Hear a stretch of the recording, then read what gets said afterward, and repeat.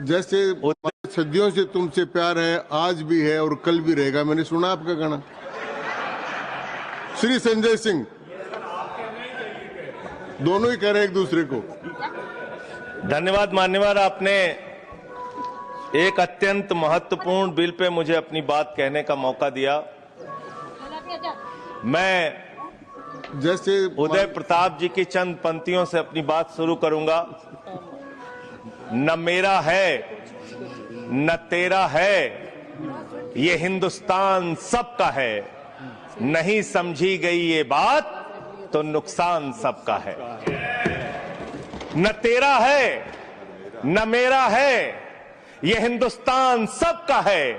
नहीं समझी गई ये बात तो नुकसान सबका है।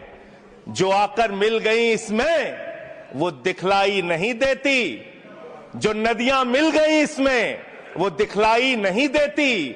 महासागर बनाने में मगर एहसान सबका है। महासागर बनाने में मगर एहसान सबका है।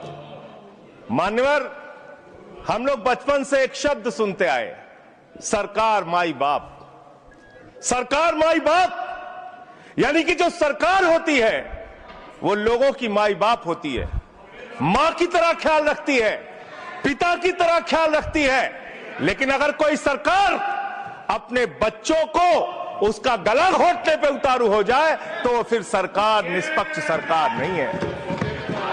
नहीं है मान्यवर, वो सौतेली मां है, वो सौतेली मां है, उसका व्यवहार सौतेला है।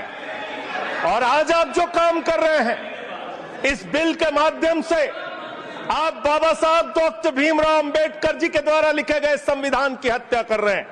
और ये बात मैं इसलिए कह रहा हूं कि बाबा साहब डॉक्टर भीमराव अंबेडकर जी ने संविधान की धारा 26 में लिखा, धार्मिक मामलों के प्रबंधन की स्वतंत्रता, धार्मिक एवं धर्मार्थ उद्देश्यों के लिए संस्थाओं की स्थापना एवं रखरखाव करना, धर्म के मामलों में अपने स्वयं के मामलों का प्रबंधन करना, चल एवं अचल संपत्ति का स्वामित्व एवं अधिग्रहण करना तथा ऐसी संपत्ति का कानून के अनुसार प्रशासन करना।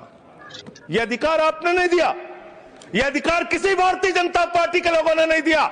यह अधिकार बाबा साहब डॉक्टर भीमराव अंबेडकर जी के द्वारा लिखे गए भारत के संविधान ने दिया। मानकर और आप उस संवैधानिक अधिकार को छीन रहे हैं एक गैर संवैधानिक बिल लाके। क्या क्या लिखा इस कानून के अंदर आपने, किस तरीके से आपने इस संविधान की हत्या करने का काम किया। आप बड़ी बड़ी बातें कर रहे हैं। ये सरकार कह रही है कि ये कानून हम मुसलमानों के भले के लिए आ रहे हैं। जब मैं आपसे सुनता हूं तो मुझे लगता है कपिल शर्मा कॉमेडी सर्कस में बोल रहा है। आप मुसलमानों का भला कर रहे हैं, आप मुसलमानों का भला कर रहे हैं। दोनों सदन में एक भी सदस्य, दोनों सदन में सिर्फ एक सदस्य गुलाम अली को छोड़ के एक भी सदस्य आपका मुसलमान नहीं है। आप मुसलमानों का भला कर रहे हैं, आप मुसलमानों का भला कर रहे हैं। पूरी सरकार में एक मंत्री आपका मुसलमान नहीं है, आप मुसलमानों का भला कर रहे हैं। दो नेता अपने घरों में आपने बैठा दिया, मुख्तार अब्बास नकवी, शाहनवाज हुसैन, दोनों की राजनीति आपने खत्म कर दी। आप मुसलमानों का भला कर रहे हैं, आप मुसलमानों का भला कर रहे हैं, आप मुसलमानों का भला कर रहे हैं। अरे सुनना सीखो पहले। मान्यवर, मैं इनके इस कानून में क्या क्या लिखा हुआ है, क्या क्या कहा है इन्होंने। बैठ जाए कृपया, गुलाम अली जी बैठ जाए। धार्मिक संपत्तियों को ये बिल कब्जा करने की नापाक कोशिश है। इतनी और धार्मिक संपत्तियों को सदन में इतनी कब्जा करने के लिए सदन में इतनी शांति है कि आराम से आप बोलोगे तो आराम से बोल रहा हूं सर। हाँ। आप बैठे हैं तो आपको देख के वैसे ही आराम आ जाता है।